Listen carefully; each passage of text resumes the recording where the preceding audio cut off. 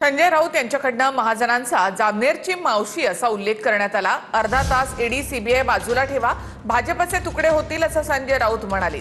सर्वात आधी गिरीश महाजन फुटतील असा इशारा राऊतांनी दिला। तर तुमचे स्वतःचे किती तुकडे झाले याचा विचार करा असं प्रत्युत्तर नवनाथ बन यांनी दिलं आहे। अर्धा तास फक्त ईडी सीबीआय मिळू द्या।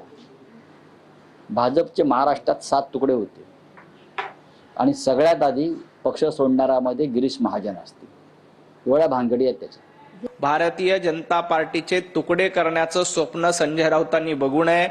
तुम्ही हे स्वप्न बघत असाल तर तुमचे स्वतःचे किती तुकडे झालेत, आपल्या बुडाखाली किती अंधार आहे याचा विचार करा। माझं संजय राऊतांना चॅलेंज आहे, भारतीय जनता पार्टीचा एक कार्यकर्ता आपल्या पक्षामध्ये घेऊन दाखवा।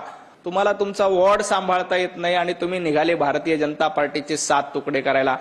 काल ते जळगावच्या मावशीबाई जामनेरच्या सांगत होत्या काय ते म्हणे काँग्रेसच्या मांडीवर शिवसेना बसल्यामुळे हे 6 लोक सोडून गेले। अरे मावशे, ते तमाशातले मावशे असते ना, अशा मावश्या सगळ्या भाजपमधल्या। महाविकास आघाडीमध्ये काँग्रेस पक्ष आहे आणि त्या काँग्रेस पक्षाच्या मदतीनं हे 6 लोक निवडून आले ना काही ठिकाणी। तेव्हा तुम्हाला माहित नव्हतं महाविकास आघाडीत काँग्रेस आहे ते। आणि काँग्रेसचा या मावशीबाईला जामनेरच्या काँग्रेसचा एवढा तिटकारा कशा कर? या काँग्रेसमुळे देशाला स्वातंत्र्य मिळालं, तुम्ही काय केलं?